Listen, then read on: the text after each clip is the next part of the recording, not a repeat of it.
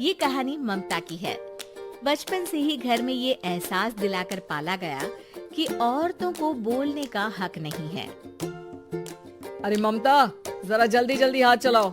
रोज office में देर पहुंचता हूँ तुम्हारे कारण। लेकिन आपका सारा खाना पैक और तैयार भी है। अरे जबान जितनी चलाती हो उतना अगर हाथ चलाती ना तो शायद घर को अच्छे से मैनेज कर पाती।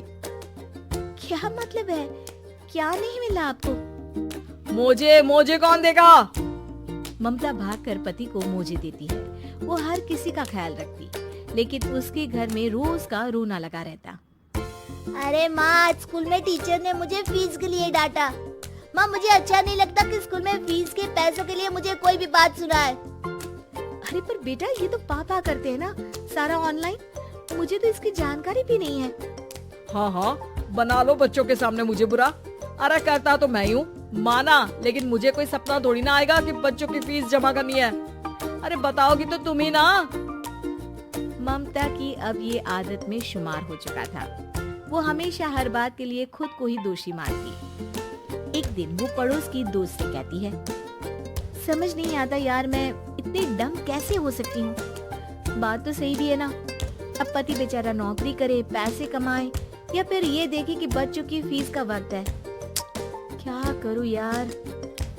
पता नहीं, मेरे पति तो सारा काम खुद ही करते हैं। वो तो कहते हैं कि तुम थक जाती होगी, सारा दिन घर बाहर बच्चे। तो अच्छा, ऐसे भी पति होते हैं क्या? अरे क्या बात कर रही है? भाई साहब कभी तुझे किसी बात के लिए सुनाते नहीं? किसने कहा नहीं सुनाते? अरे ये पति चीज ही ऐसी होती है कि बिना पत्नी को सुनाए उन्हें चैन की नींद कहाँ आती है। तो तू भी परेशान रहती होगी कि कैसे, क्या, कब भूल गई।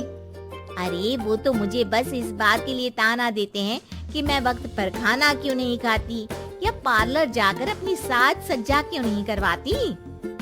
पड़ोसन बोल ही रही होती है कि ममता के बेटे की आवाज आती है। अरे माँ, क्या हो गया? लग नहीं रहा कि आज आप मुझे पानी भी देगी। अरे कब से खाने के लिए वेट कर रहा हूँ। अरे यार, मैं चलती हूँ, बेटा खाने के लिए वेट कर रहा है। मैंने उसे खाना भी नहीं दिया। अरे 12वीं में पहुँच चुका है तुम्हारा बेटा, उसे बोलो खुद पानी लिया करे। मैंने तो अपने बच्चों को काम करना सिखाया है। अरे यार, खुद की भी तो कोई लाइफ है। माना जब नहीं कर सकते थे तो किया, लेकिन अब इतने बड़े बच्चों की हर बात मानेंगे तो मुश्किल तो अपने को ही होगी। ममता को पड़ोसन की बात में दम तो लगता है, लेकिन करे क्या, आदत भी तो खुद ही ने डाली थी। ममता घर जाती है कि तभी बेटी आ जाती है। माँ, परसों मुझे एक शादी में जाना है। तेरी वो जो लाल वाली साड़ी है ना, उसे दे देना। मैं आज जाकर टेलर को दे दूंगी, वो उस साड़ी से सूट बना देगा। अरे नहीं नहीं तारा, वो मेरी माँ ने मुझे दी थी और उस साड़ी से मेरी काफी भावनाएं जुड़ी हैं। तुमको ना मैं दूसरी साड़ी दे दूंगी। ओके, कोई बात नहीं, लेकिन आज दे ही देना पक्का। तारा माँ की साड़ी से सूट बनवाकर पार्टी में जाती है, लेकिन जब वो पार्टी से लौटती है, क्या है, मैं तो समझ ही नहीं पा रही हूँ। अरे जब वो साड़ी मांगी थी तो ये छल्ली सी साड़ी क्यों दे दी? मैं ही पागल थी जो इस साड़ी का सूट बनवा लिया मैंने। माँ, जानती भी हो कि कॉलेज में मेरी कितनी हंसी उड़ी। तभी वहां ममता का पति सुनील आ जाता है। अरे गवार औरत, जब बेटी साड़ी मांग रही थी तो दे देती ना। अरे पापा, इनके तो इमोशंस जुड़े थे उस साड़ी से। ममता इतने सब के बाद भी कुछ नहीं बोलती। मेरी बेटी की बेइज्जती हो गई। मैं बिल्कुल बर्दाश्त नहीं कर सकता ये। मैं नहीं चाहता कि मेरी बेटी से कोई भी ज्यादा सुंदर लगे पूरे कॉलेज में। जी, वो पढ़ने में तारा बिल्कुल अच्छी नहीं है, उसकी पढ़ाई पर आप ध्यान दीजिए ना। अच्छा, अब तुम मुझे बताओगी कि मुझे किस पर ध्यान देना और किस पर नहीं। रमेश जैसा ही ये वाक्य पूरा करता है, ममता की बेटी और पति उस पर जोर जोर से हंसते हैं। अरे ठीक है ना, पता ही नहीं चला कि कैसे वक्त इतना बीत गया। अरे कैसे पता चलेगा माँ, हम लोगों के पीछे जो तू बैताल की तरह चिपकी रहती थी, तुझे कैसे वक्त का पता चलता। ममता को पहले सास ससुर, फिर पति और बच्चों की तरफ से इस तरीके की बातें सुनकर उसका मन बहुत दुखी रहता था। एक दिन, सुनो ना, बहुत दिनों से कमर के नीचे बहुत दर्द रहता है। कल मैंने देखा तो एक फोड़ा था। अरे ममता, एक बार अपने पति से बात करो, वो तुम्हारा फोड़ा डॉक्टर को दिखा देंगे।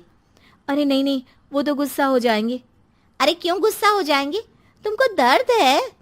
हाँ, लेकिन वो यही बोलेंगे कि ऑफिस जाऊं या फिर तुम्हें लेकर डॉक्टर के पास। तो बेटे से ही बात कर ले। अरे वो तो मैं कर लूं, लेकिन फोड़ा है ऐसी जगह कि उसे बताते मुझे शर्म आएगी। लेकिन कुछ ना कुछ तो करना जरूरी है ना।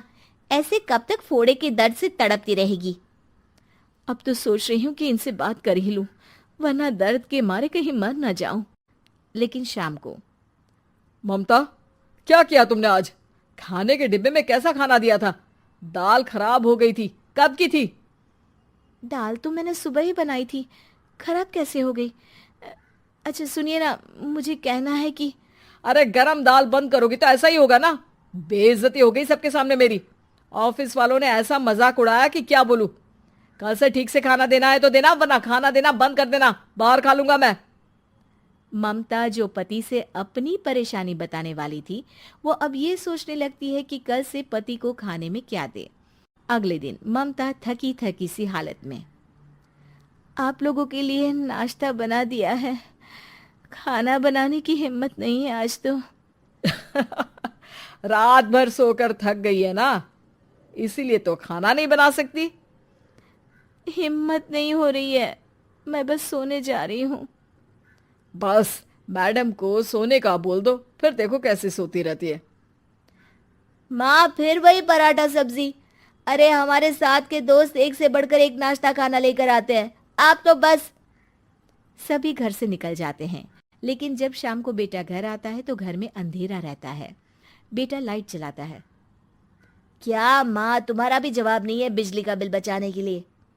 वो बोल ही रहा होता है कि सामने माँ जमीन पर लेटी मिलती है। वो उसके पास जाता है। अरे माँ, क्या हो गया माँ? तभी वहां पड़ोसन आती है। अरे बेटा, तुम्हारी माँ के पैर के पास एक फोड़ा है, जिसके कारण ये लगातार कमजोर होती जा रही थी। मैंने उसे पहले ही कहा था कि घर में बता दो, लेकिन तुम्हारी माँ किसी को तंग करना नहीं चाहती थी। तभी वहां डॉक्टर आ जाता है। अरे इनके ऑर्गन में दिक्कत है, कोई बात है जो इनके मन में खटक रही है। अरे नहीं नहीं, इसके मन में कोई बात नहीं है। कोई काम है नहीं ना इसके पास, सारा दिन बस घर में ही रहती है। देखिए, मैं तो ये नहीं जानता, लेकिन हाँ, इनके मन में हमेशा कोई बात रह जाती होगी, इसीलिए उनकी ये हालत है। अगर आप समय से नहीं ले आते तो हो सकता था कि। अरे नहीं नहीं डॉक्टर साहब, हम पूरी कोशिश करेंगे कि वो ठीक हो जाए। हम लोगों ने अपनी ही परेशानी माँ के सामने रखी, लेकिन किसी ने माँ की दिक्कत को जानने की कोशिश तक नहीं की। हाँ, मैंने भी ममता को हमेशा घरेलू जरूरत से ज्यादा काम का नहीं सोचा था। ममता को होश आता है और वो खुद को अपने बेडरूम में देखती है। वो उठने की कोशिश करती है कि माँ, अब आप नहीं उठेंगी। हम लोग है ना, हम लोग आपको पूरी तरह से खुश रखने की कोशिश करेंगे।